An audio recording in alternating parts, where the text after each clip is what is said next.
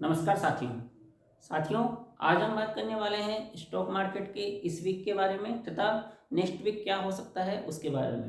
साथियों, हमारे Telegram channel पे अभी तक अगर आपने ज्वाइन नहीं किया है तो हमारे टेलीग्राम चैनल पे ज्वाइन कर लीजिए। सिंगल डिजिटल मीडिया इस नाम से हमारा टेलीग्राम चैनल है और इसका लिंक डिस्क्रिप्शन में भी लिखा हुआ है। साथियों, सबसे पहले तो मैं एक डिस्क्लेमर दे दूं कि ये वीडियो सिर्फ एजुकेशन पर्पज़ के लिए है। यहाँ कोई हम फाइनेंशियल एडवाइस नहीं दे रहे हैं, ना ही मैं कोई सेबी रजिस्टर्ड एडवाइजर हूँ। हम ओनली सीख रहे हैं और इसका मकसद यूट्यूब के माध्यम से मेरे विचारों को प्रसार करना है तथा अपनी जो समझ है मार्केट के प्रति वो बढ़ाना है। साथियों, किसी भी प्रकार के नुकसान के लिए मैं कोई जिम्मेदार नहीं हूँ, यह कोई रिकमेंडेशन वाला वीडियो नहीं है। अब बात करते हैं मार्केट दिस वीक की। मार्केट इस हफ्ते क्या रहा। मार्केट में इस हफ्ते एज पर एक्सपेक्टेड अच्छा खासा डाउनफॉल देखने को मिला। 19,800 से मार्केट सीधा 18,800 तक पहुंच गया। लगभग निफ्टी के अंदर 1,000 पॉइंट का डाउनफॉल था। 1,000 पॉइंट निफ्टी के अंदर साफ हो गए और एक जो मार्केट इंपॉर्टेंट सपोर्ट के ऊपर आया 18,800, ये 200 डे मूविंग एवरेज था और मार्केट ने यहाँ से थोड़ा सा सपोर्ट लिया है और यहाँ से बाउंस बैक दिखाया है। मार्केट ने जो यहाँ से सपोर्ट किया है लगभग 200 अंकों का बाउंस बैक दिखाया है और करंट में मार्केट 19,000 से ऊपर क्लोजिंग देने में सक्षम रहा है। साथियों, ये तो रहा मार्केट का जो इस वीक रहा था हाल। अब निफ्टी अगले वीक में क्या एक्सपेक्टेशन है हमारी, क्या वो परफॉर्म करने वाला है, उसके बारे में हम थोड़ा सा रिसर्च कर लेते हैं, थोड़ी सी बात कर लेते हैं। सबसे पहले तो जो ये मार्केट का डाउनफॉल है ये एकदम से नहीं हुआ है। ये डाउनफॉल लगातार जो कुछ सर्कमस्टांसेस बने हुए हैं उसके थ्रू हुआ है। साथियों, काफ़ी दिनों से गोल्ड के प्राइस बढ़ रहे थे।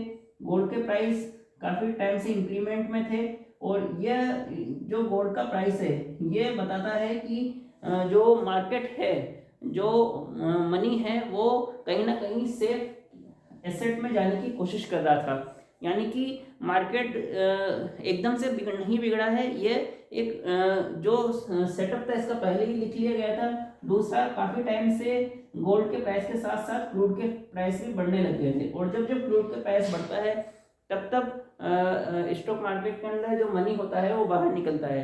यानी कि क्रूड हमेशा जब भी बढ़ता है तब ये नेगेटिव सेंटिमेंट होता है निफ्टी के लिए।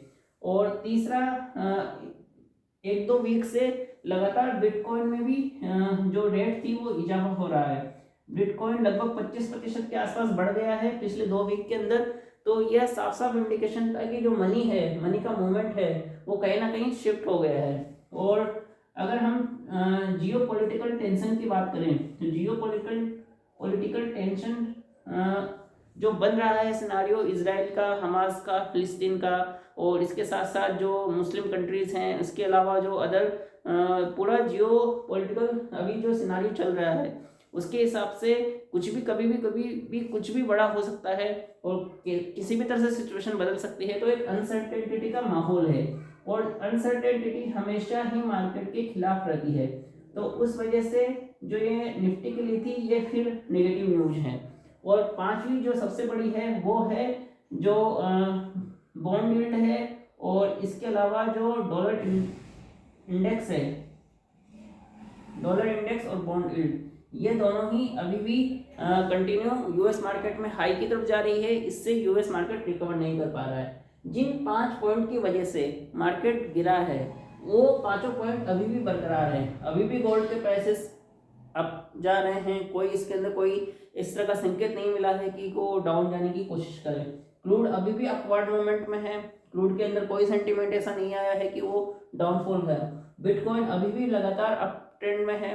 जो मनी है क्रिप्टो करेंसी के अंदर मूव हो रही है वो लगातार अभी भी पॉजिटिव ट्रेंड में है। जियो पॉलिटिकल टेंशन अभी भी वैसा ही बना हुआ है जैसा पहले था, कोई इसमें कोई परिवर्तन नहीं हुआ है। अभी भी जियो पॉलिटिकल टेंशन वैसी ही है, कभी भी कुछ भी हो सकता है। जो फिलिस्तीन और इसराइल का मैटर है अभी तक सोल्व नहीं हुआ है और लगातार इसराइल और फिलिस्तीन के बीच में वॉर जारी है और इस वॉर के अंदर ईरान के और कुछ अदर कंट्रीज़ के भी आने की पूरी उम्मीदें हैं। और जो बॉन्ड यील्ड है अभी भी कोई रिकवरी के इसमें चांसेस नहीं आए हैं, बल्कि ये अभी लगातार बढ़ती ही जा रही है, डॉलर इंडेक्स लगातार ऊपर जाते ही जा रहा है। तो इस वजह से क्या हो रहा है कि जो सिनारियो है वो अभी भी वैसा ही बना हुआ है जैसा पिछले वीक था। तो हमारा ये मानना है या मेरी ये समझ यह कहती है कि जो मार्केट है वो जो अभी बाउंस बैक आया है वो सस्टेनेबल शायद नहीं होगा। जो बाउंस बैक अभी आया है 18,800 के जो सपोर्ट से, जो 200 पॉइंट लगभग 19,000 के ऊपर जो मार्केट अभी क्लोज हुआ है, मुझे ऐसा लगता है कि मार्केट अभी यहाँ से फिर डाउनफॉल जाएगा और डाउनफॉल जाने के साथ ये 18,400 से लेकर 18,500 के बीच के अंदर कहीं ये हमें देखने को मिल सकता है। निफ्टी इसके बाद जो इसका 200 डे मूविंग एवरेज है, अगर ये एक बार ब्रेक होता है तो फिर ये जो डाउनफॉल है ये यहाँ तक हमें देखने को मिल सकता है। और इसके बाद जो हमारा अगला रेजिस्टेंस होगा वो 18,800 का बन जाएगा, जो 200 डे मूविंग एवरेज होता है। ये हमारा रेजिस्टेंस का काम करेगा। मार्केट इस रेजिस्टेंस को यहाँ पे काफ़ी समय बिताएगा, यहाँ से डाउनफॉल जाने के लिए भी, और जब डाउनफॉल जाएगा तो यहाँ से अप आने के लिए भी काफ़ी समय बिताएगा। तो जो मोटा मोटी रेंज है मार्केट की, रेंज मोटा मोटी यहाँ से लेके यहाँ तक हमारी रहने की पॉसिबिलिटी है। फिर भी हम देखते हैं कि मार्केट फिर निफ्टी कहाँ से कहाँ तक मूव करता है। तो साथियों ये था हमारा जो निफ्टी का एनालिसिस है नेक्स्ट वीक के लिए।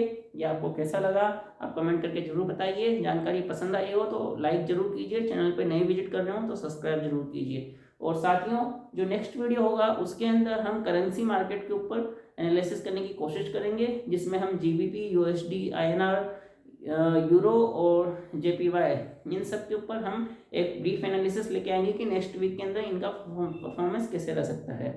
अभी के लिए इतना ही, धन्यवाद साथियों।